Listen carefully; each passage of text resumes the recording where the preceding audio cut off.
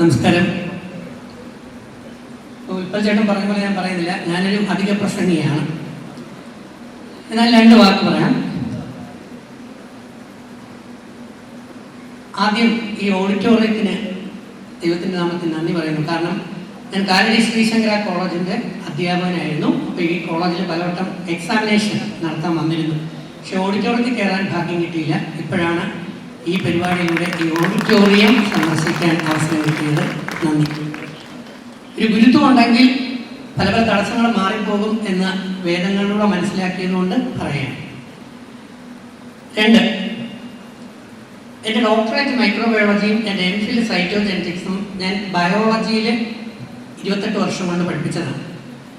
Director sir പറഞ്ഞ ഒരു കാര്യം ഒന്നുകൂടെ ചേർത്ത് പറയുന്നു. അദ്ദേഹം പറഞ്ഞു, കഴിവുള്ളവർ കയറി വരും എന്ന്. പക്ഷെ ഞാൻ കണ്ട കാഴ്ച, ഇന്ന് താരങ്ങൾ എന്ന് പറയുന്ന പല താരങ്ങളെക്കാളും മികച്ച കഴിവുള്ള പലരും ഇതിനകത്തും തെരുവിലും സമൂഹത്തിലും ധാരാളം പേരുണ്ട്. പക്ഷെ കഴിവുകൊണ്ട് മാത്രം ഒരാൾ കയറി വരും എന്ന് ഞാൻ വിശ്വസിക്കുന്നില്ല. ഭാഗ്യം, സമയം, ദൈവാനുഗ്രഹം, അവന്റെ കഠിനമായ പരിശ്രമം, ഉറച്ച വിശ്വാസം, ഇങ്ങനെയുള്ള രീതിയിൽ മുമ്പോട്ട് പോകാൻ നിങ്ങൾ തയ്യാറാണെങ്കിൽ നാളെ ക്യാമറയുടെ മുമ്പിൽ അല്ലെങ്കിൽ ക്യാമറയുടെ പുറകിൽ നിങ്ങളും എത്തും. ഇത് പറയാൻ കാരണം, ഞാൻ അധികം പാരമ്പര്യം അവകാശപ്പെടുന്ന കുടുംബത്തിൽ നിന്ന് വന്ന ഒരാളല്ല. ഒരു കുഞ്ഞും ഒരമ്മയുടെ വയറ്റിൽ നിന്ന് പുറത്തോട്ട് വരുമ്പോൾ സൂപ്പർ സ്റ്റാറുകളായോ പ്രധാനമന്ത്രിയായോ അല്ലെങ്കിൽ മുഖ്യമന്ത്രിയായോ ഒന്നുമായിട്ടും പുറത്തോട്ട് വരുന്നില്ല. പക്ഷെ 2 തരം കുഞ്ഞുങ്ങൾ വരുന്നുണ്ടെന്ന് എനിക്കറിയാം. ഒന്ന്, അവരുടെ അപ്പൻ അമ്മ ഉണർത്തി വെച്ചിരിക്കുന്ന ജീനുകളുടെ ഡോമിനന്റ് ഫോം ആയിട്ടുള്ള ആ ക്യാരക്ടേഴ്സ് ഉണർന്ന ജീനുകൾ കൊണ്ട് പുറത്തേക്ക് വരുന്ന കുറെ വിഭാഗം കുട്ടികൾ. എളുപ്പത്തിൽ പറഞ്ഞാൽ, ഞാൻ നല്ലൊരു അധ്യാപകനായിരുന്നു. എളുപ്പത്തിൽ പറഞ്ഞാൽ, ലാലേട്ടന്റെ മകൻ അല്ലെങ്കിൽ മമ്മൂക്കയുടെ മകൻ, അവർ നിരന്തരം ഉയർത്തിയ ജീനുകൾ കിട്ടിയത് കൊണ്ട് തന്നെ വളരെ എളുപ്പം കുറച്ച് സമയം കൊണ്ട് മറ്റവർക്ക് കയറി അല്ലെങ്കിൽ ഈ കുട്ടികൾക്ക് കയറി പോകാൻ പറ്റും, ഫെസിലിറ്റീസ് കൊണ്ട്. എന്നാൽ ദിലീപ് ചേട്ടനെ പോലെയുള്ള പാരമ്പര്യം കലാരംഗത്ത് പറയാനില്ലാത്ത വ്യക്തിത്വങ്ങൾ ഉണ്ടെങ്കിൽ അവർ നിരന്തരമായി കഠിനമായി പരിശ്രമം ചെയ്തതിന് ശേഷമാണ് അങ്ങനെ ഒരു ഉയർന്ന തലത്തിലേക്ക് എത്തിച്ചേരുന്നത്. ഞാൻ ഒരു എക്സാമ്പിൾ പറയാൻ കാരണം ഞാൻ തന്നെ അതിന്റെ എക്സാമ്പിളാണ്. എൻ്റെ അമ്മ 5ാം ക്ലാസ്സും ഗുസ്തിയും, അച്ഛൻ 2ഓ 3ഓ ക്ലാസ്സേ പഠിച്ചിട്ടുള്ളൂ. ഞാൻ ഒന്നുമില്ലാത്തൊരു പാവപ്പെട്ട കുടുംബത്തിൽ ജനിച്ചു. ഞാൻ പെട്ടെന്ന് നിർത്തിയേക്കാം. ആകെ 8 മാസം മാത്രമേ അച്ഛൻ ഉണ്ടായിരുന്നുള്ളൂ. അത് കഴിഞ്ഞ് അച്ഛൻ പോയി. അമ്മ ലാസ്റ്റ് ഗ്രേഡ് സെർവൻ്റ് ആയിരുന്നു. 10ാം ക്ലാസ് വരെ 2 നിക്കറിട്ടാണ് പഠിച്ചത്. തുണിയൊന്നും അധികം ഉണ്ടായിരുന്നില്ല.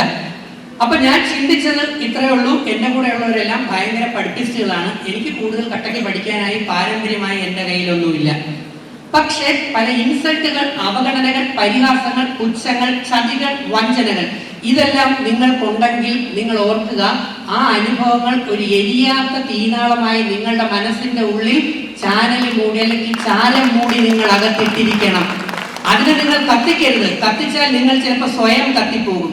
എന്നാൽ നിങ്ങൾക്ക് കിട്ടുന്ന ഓരോ അവഗണനകളും പരിഹാസങ്ങളും നിങ്ങളൊരു വിറവ് കൊള്ളി പോലെ ആക്കിക്കൊണ്ട് നിങ്ങളുടെ ആ ഉള്ളിൽ കിടക്കുന്ന കനലിനെ കെടാതെ നിങ്ങൾ സൂക്ഷിച്ചുകൊണ്ടേ ഇരിക്കണം. നിങ്ങളുടെ മുമ്പിൽ അവസരങ്ങൾ ഉണ്ടാവും. ഇനി എൻ്റെ കുടുംബത്തിൽ കലാപരിപാടിയിൽ പാരമ്പര്യം ഉള്ളവരുണ്ടോ എന്ന് ചോദിച്ചാൽ ഇല്ല എന്ന് ഞാൻ നിറയെ പറയത്തില്ല. കാരണം എൻ്റെ അച്ഛൻ്റെ ഒരു അനിയൻ ഇന്ന് മലയാള സിനിമയിലെ വളരെ ഉയരമായ കസേരയിൽ ഇരിക്കുന്ന വ്യക്തിയാണ്. പക്ഷെ അമ്മ പറഞ്ഞൊരു പാഠം എനിക്കറിയാം. നമ്മൾ വളർന്നുയർന്ന് അവരുടെ അടുത്ത് എത്തി അവസരങ്ങൾ ചോദിക്കുന്നതല്ലാതെ ഒരിക്കലും അവരെ ഒന്നും ശല്യപ്പെടുത്താനോ ബുദ്ധിമുട്ടിപ്പിക്കാനോ പോകരുത്. നമ്മൾക്ക് കഴിവുണ്ട്, അറിവുണ്ട്, അല്ലെങ്കിൽ നമ്മൾ കയറി വരുന്നു, പ്രയോജനമുണ്ട്, ഉപയോഗമുണ്ട് എന്ന് ഉള്ള ഒരു തോന്നൽ മറ്റുള്ളവർക്കുണ്ടായാൽ ഉറപ്പായും നമ്മളെ വിളിക്കും. ആ വ്യക്തി എന്ന് പറയുന്നത് എൻ്റെ വളരെ ഗുരുതുല്യനും പിതാവിന് തുല്യനുമായിട്ടുള്ള എൻ്റെ അച്ഛൻ്റെ അനുജന്റെ സ്ഥാനത്തുള്ള എൻ്റെ ചെറിയച്ഛനാണ് സൂപ്പർ ഡയറക്ടർ ജോഷി എന്ന് പറയുന്ന സിനിമാ സംവിധായകൻ. പക്ഷെ ഇതുവരേക്കും അദ്ദേഹത്തെ ബുദ്ധിമുട്ടിക്കുകയോ ചാൻസ് ചോദിച്ച് അദ്ദേഹത്തെ അസ്വസ്ഥപ്പെടുത്തുകയോ ഞാൻ ചെയ്തിട്ടില്ല, ഒരിക്കലും ചെയ്യത്തുമില്ല. കഴിവുണ്ടെന്ന് തോന്നുകയാണ്, എനിക്കുണ്ടെന്ന് തോന്നുമെങ്കിൽ അദ്ദേഹം വിളിക്കുകയാണ്. അത്രയും വലിയ ഉയരങ്ങളിൽ ഇരിക്കുന്ന ഒരു വ്യക്തിയാണ്. അപ്പോ നിതീഷ് ബ്രോ പറഞ്ഞത് എന്നെ ആഡ് ചെയ്ത് ഞാൻ പറഞ്ഞതാണ്. സമയം, കലാഭവൻ മണിച്ചേട്ടൻ ഒരുപാട് കഴിവുകൾ സ്വയം ഉണ്ടാക്കിയെടുത്ത് നിരന്തര പരിശ്രമത്തിലൂടെ എത്തിയതാണ്. പക്ഷേ ഭാഗ്യം, സമയം, ദൈവാനുഗ്രഹം, ഇങ്ങനെയുള്ള കുറെ കാര്യങ്ങൾ. പിന്നെ നമുക്ക് ചില സമയങ്ങളിൽ ഡിപ്രഷൻസ് ഉണ്ടാകും. ഓടി നടക്കുമ്പോൾ പലപ്പോഴും ചാൻസ് കിട്ടുന്നില്ലല്ലോ എന്നുള്ള ഒരു അവസരം. ആ സമയങ്ങളിൽ നമ്മൾ അറിഞ്ഞോ അറിയാതെയോ ചിലപ്പം ഒന്ന് താങ്ങി നിൽക്കാൻ വേണ്ടി ചില കുപ്പികളിലോട്ടോ ചില പൊടികളിലോട്ടോ മറ്റു ചില സാധനങ്ങളിലോ ചെന്ന് വീണ് കഴിയും. ആ വീണ് കഴിയുമ്പോൾ നമ്മുടെ സമയം ആഗതമാകുമ്പോൾ ചിലപ്പോൾ നമ്മൾ കട്ടിലിൽ നിന്ന് എഴുതിച്ച് നിൽക്കാനുള്ള ആരോഗ്യം ഉണ്ടായി എന്ന് വരില്ല. അതുകൊണ്ട് എൻ്റെ പ്രിയ സഹോദരങ്ങളെ, നിങ്ങളുടെ സമയം വരികയാണ്. ആ വരുന്ന സമയത്തിനെ പ്രതീക്ഷിച്ചുകൊണ്ട് നിരന്തരം കഠിനമായി ഹാർഡ് വർക്ക് ചെയ്തു കഴിഞ്ഞാൽ നിങ്ങൾക്ക് ഭാഗ്യം അനുകൂലമായി തന്നെ വരും.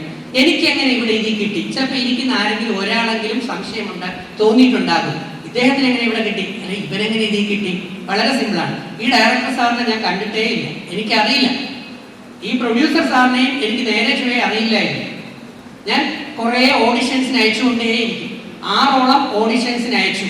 പക്ഷെ പലരും എന്നെ വിളിച്ചില്ല. ഒരെണ്ണത്തിന് വിളിച്ചു, ഫിക്സ് ചെയ്തു, തരുമെന്ന് പറഞ്ഞു. പക്ഷെ ലാസ്റ്റിൽ എന്തോ കൊണ്ട് നടന്നില്ല. പക്ഷെ ഈ ഓഡിഷൻ ഒരാൾ എനിക്ക് അയച്ചു തന്നു. മലപ്പുറത്തെങ്ങാണ്ടുള്ള ഒരു ആർട്ടിസ്റ്റ് എനിക്ക് അയച്ചു തന്നു. ഞാൻ അപ്ലൈ ചെയ്തു. ഈ ഓഡിഷന് അവർ വിളിച്ചു, ഞാൻ അത് പെർഫോം ചെയ്തു.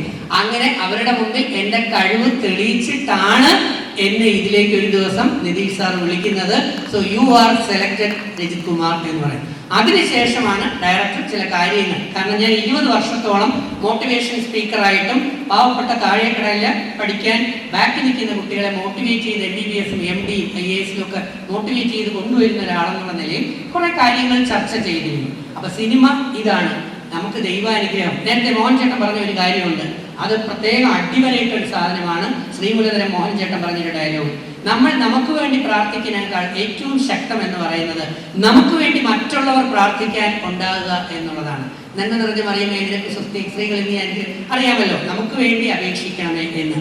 കാരണം പലപ്പോഴും നമ്മളിൽ പലരും സ്വാർത്ഥരാണ്. പിന്നെ നമ്മളെക്കുറിച്ച് മലയാളികളെ കുറിച്ച് പലർക്കും അറിയപ്പെടുന്നത് ഞണ്ടുകളാണെന്നാണ്.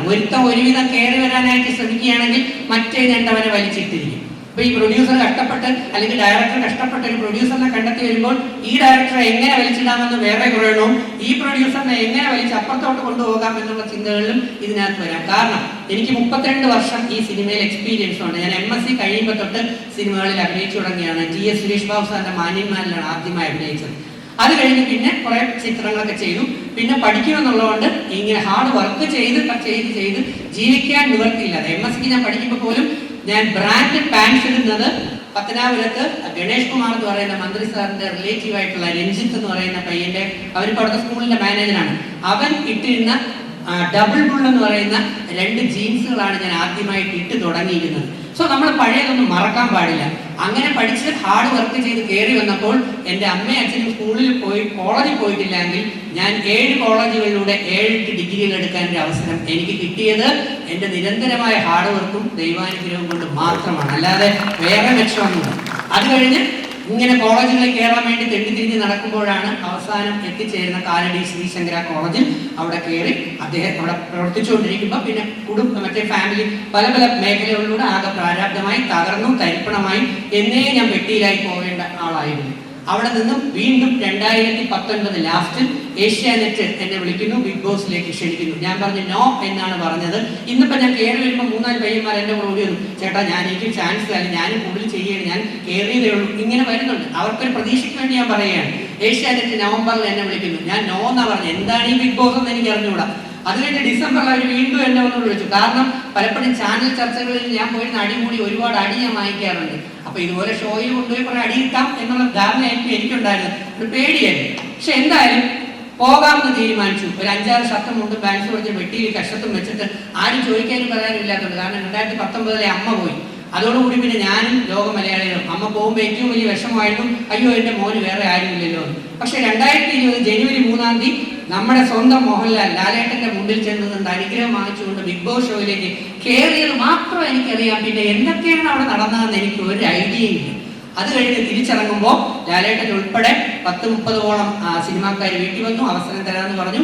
അങ്ങനെ ഞാൻ എന്ത് ചെയ്തു, ഈ വർഷം കോളേജിൽ നിന്ന് റിട്ടയർ ചെയ്യേണ്ട ഞാൻ 2020 5 വർഷവും 1.25 കോടി രൂപയോളം ശമ്പളമുള്ള ഞാൻ അഭിനയിക്കാൻ ഒരു 54ഓളം സർട്ടിഫിക്കറ്റ് ഉണ്ട്. കാരണം യൂണിവേഴ്സിറ്റി യൂത്ത് ഹോസ്റ്റൽ സ്കൂൾ അങ്ങനെയുള്ള കുറേ എണ്ണത്തിൽ കോളേജുകളിലൂടെ എല്ലാ പരിപാടികൾക്കും പങ്കെടുക്കുമായിരുന്നു. ആ ആഗ്രഹം കൊണ്ട് ചെയ്യുമായിരുന്നു. പക്ഷെ ഒന്നും വലുതായിട്ടൊന്നും നടന്നു വന്നില്ല. എന്തായാലും 2020 1.25 കോടിയും ശമ്പളവും പൊസിഷനും എല്ലാം റിസൈൻ ചെയ്ത് VRS എടുത്തുകൊണ്ട് ഞാനെടുത്ത സിനിമാ മേഖലയിലേക്ക് ചാടി വളരാൻ ഉയരാൻ. അപ്പോഴാണ് ഗതികെട്ടവൻ തലമുട്ട ഇടിച്ച കല്ലുമഴ പെയ്യും എന്ന് പറഞ്ഞ പോലെ കൊറോണ വന്ന് കയറി. ഏകദേശം 1.5 വർഷം എൻ്റെത് ചീറ്റിപ്പോയി. പൈസയും ഇല്ല, വർക്കും ഇല്ല, ഒന്നുമില്ല. പക്ഷെ അത് കഴിഞ്ഞ് നിരന്തരം വർക്ക് ചെയ്തുകൊണ്ടിരുന്നു. എൻ്റെ സഹോദരങ്ങളെ, നിങ്ങളുടെ ആത്മവിശ്വാസത്തിന് വേണ്ടി പറയുന്നു, നാളെ ഇതുവരെ ഇന്ന് ഈ നിമിഷം വരെ നോക്കുമ്പോൾ 24 സിനിമകൾ ചെയ്തു. 4 സിനിമകളുടെ സെൻട്രൽ ക്യാരക്ടറാണ്. 7 സിനിമ പുറത്തിറങ്ങി, മറ്റ് സിനിമകൾ വരാനായി ക്യൂ നിൽക്കുന്നു. എപ്പോൾ വരും എന്ന് എനിക്കറിയില്ല. അങ്ങനെ ഒരു ഉഗ്രൻ സിനിമ വരുന്നുണ്ട്. ആ സിനിമ സൂപ്പർ ഹിറ്റ് ആവാൻ സാധ്യതയുണ്ട്. ആ സിനിമയിൽ എന്നെ തെങ്ങിൽ കയറ്റിയ ആളാണ് ദേ ഇരിക്കുന്ന പ്രിയങ്ക എന്ന് പറയുന്ന എൻ്റെ സഹോദരി. എന്നെ അതിൽ അടിച്ച് തെങ്ങിൽ കയറ്റിയിട്ടുണ്ട്. അപ്പോൾ അതിപ്പോൾ ഞാനൊന്നും പറയുന്നില്ല, നിങ്ങളുടെ മുമ്പിൽ എത്തും. സൂപ്പർ ജിമ്മി എന്ന് പറഞ്ഞ ഒരു സൂപ്പർ ഹിറ്റ് ആവാൻ സാധ്യതയുള്ള നല്ല കഥയുള്ള ഒരു സിനിമ. അങ്ങനെ കുറേ സിനിമകൾ വരാനുണ്ട്. അപ്പോൾ അത് കഴിഞ്ഞ് ഇന്നലെ മെനഞ്ഞാന്നോ 4-ാം നാളോ ഈ വീഡിയോ ഇടാൻ വേണ്ടി എന്നെ ഒരാൾ വിളിച്ചു. ഹലോ, ഞാൻ ജോൺസൺ ആണ്. അപ്പോൾ ഈ ജോൺസൺ മഞ്ഞളി എന്ന് വെച്ചപ്പോൾ ഞാൻ മഞ്ഞളി ജുവലറിയുടെ തൃശ്ശൂരുള്ള ആളെന്നാണ് വിചാരിച്ചത്. ഞാൻ ജോൺസൺ ആണ്. ഓർമ്മയില്ലേ, നമ്മളെ പലയിടത്തും കണ്ട മാഞ്ഞാലിയിലുള്ള ജോൺസൺ മാഞ്ഞ. ഞാൻ പറഞ്ഞു, ചേട്ടനോ? അതെ, ഈ ഇരിക്കുന്ന പ്രൊഡ്യൂസർ 2 വർഷങ്ങൾക്ക് മുമ്പ് എന്നെ കണ്ടപ്പോൾ എന്നോട് പറഞ്ഞതാണ്, ഞാൻ എന്തെങ്കിലും ഒരു സിനിമ ചെയ്യുമെങ്കിൽ അന്ന് ഡോക്ടർ എൻ്റെ സിനിമയിൽ ഉണ്ടാകുമെന്ന്. നമസ്കാരം ചേട്ടാ, അന്ന് പറഞ്ഞ വാക്ക് താങ്കൾ പാലിച്ചു. പലപ്പോഴും വാക്ക് പാലിക്കാറില്ല, കൃത്യമായി പാലിച്ചു എന്നുള്ളതിൽ എനിക്ക് നന്ദിയും കടപ്പാടുമുണ്ട്. അപ്പോൾ എൻ്റെ മറ്റൊരു പ്രത്യേകത, സിനിമ ആർട്ടിസ്റ്റ് മാത്രമല്ല, ഡയറക്ഷൻ അസിസ്റ്റൻ്റായിട്ട് പഠിക്കുന്നുണ്ട്, പ്രൊഡക്ഷൻ ഡിസൈനറായി സഞ്ചരിക്കുന്നുണ്ട്. എൻ്റെ ഏറ്റവും വലിയ ആഗ്രഹം ഇതിൽ നിന്ന് ഉണ്ടാക്കി കഴിഞ്ഞാൽ ഒരു നിങ്ങൾ എനിക്ക് ചാർത്തിത്തന്നെ DRK, ബിഗ് ബോസിൽ കിട്ടിയ ടൈറ്റിൽ, ഒരു DRK പ്രൊഡക്ഷൻ കമ്പനി തുടങ്ങിക്കൊണ്ട് മിടുക്കരായ പാവപ്പെട്ട താഴേക്കിടെ നിൽക്കുന്ന കുറേ കഴിവുള്ളവരെയും അല്ലെങ്കിൽ താല്പര്യമുള്ളവരെയും മുന്നിലുള്ള കുറച്ചുപേരെയൊക്കെ ചേർത്തുകൊണ്ട് ഒരു സിനിമയെങ്കിലും പ്രൊഡ്യൂസ് ചെയ്യണം, പ്രൊഡക്ഷൻ ഹൗസ് തുടങ്ങണം എന്ന ആഗ്രഹത്തോടെയാണ് മുമ്പോട്ട് പോകുന്നത്. ഒരു കാര്യം ഞാൻ നിങ്ങൾക്ക് വാക്ക് തരുന്നു, ഞാൻ എന്ത് കോംപ്രമൈസിനും അഡ്ജസ്റ്റ്മെന്റിനും തയ്യാറാണ് കേട്ടോ. ഹേമ കമ്മീഷൻ വന്നപ്പോൾ ഏറ്റവും കൂടുതൽ ഹിറ്റായ 2 വാക്ക് തന്നെ ഞാൻ പറയുന്നു. എനിക്ക് ക്യാരവൻ വേണ്ട, മരത്തിന്റെ ചോട്ടിൽ ഞാൻ ഡ്രസ്സ് മാറിക്കൊള്ളാം. പാവപ്പെട്ട പ്രൊഡ്യൂസേഴ്സിനെ നമ്മളുടെ ഇടയിലേക്ക് കൊണ്ടുവരാനും ആ ഡയറക്ടർമാർക്ക് വേണ്ടി ജീവിക്കാനും. നമ്മൾ പലപ്പോഴും അഭിനയിച്ചു കഴിയുന്നു, പൈസ വാങ്ങിക്കുന്നു, പോകുന്നു. അല്ല, നമ്മൾ ആ സിനിമയുടെ ലാസ്റ്റ് വരെയും ആ പ്രൊഡ്യൂസറിന്റെ കൂടെയും ഡയറക്ടറുടെ കൂടെയും ആ സിനിമാ ടീമിന്റെ കൂടെ നിന്ന് സിനിമ വിജയിപ്പിച്ചു കൊടുത്താൽ തീർച്ചയായും നിഷ്കളങ്ക ഹൃദയമുള്ളവർ, നന്മയുള്ള ഹൃദയം. അതുകൊണ്ടാണ് ബൈബിളിൽ പറഞ്ഞത്, ആ ഹൃദയശുദ്ധിയുള്ളവൻ ഭാഗ്യവാൻ, അവന് ദൈവത്തെ ലഭിച്ചിരിക്കും എന്ന്. സോ അവസാനം വരെ ക്ഷമയോടെ നിങ്ങൾ കാത്തിരിക്കുകയാണെങ്കിൽ നിങ്ങൾ എടുക്കപ്പെടുമെന്ന യേശുദേവന്റെ വചനം അത് മറക്കണ്ട. പെട്ടിയിലേക്കല്ല, നിങ്ങളുടെ സമയം എത്തിച്ചേരും. ക്ഷമയോടെ കാത്തിരിക്കുക, നിങ്ങളുടെ സമയം എത്തിച്ചേരുകയാണ്. നന്ദി, നമസ്കാരം. Thank you so much.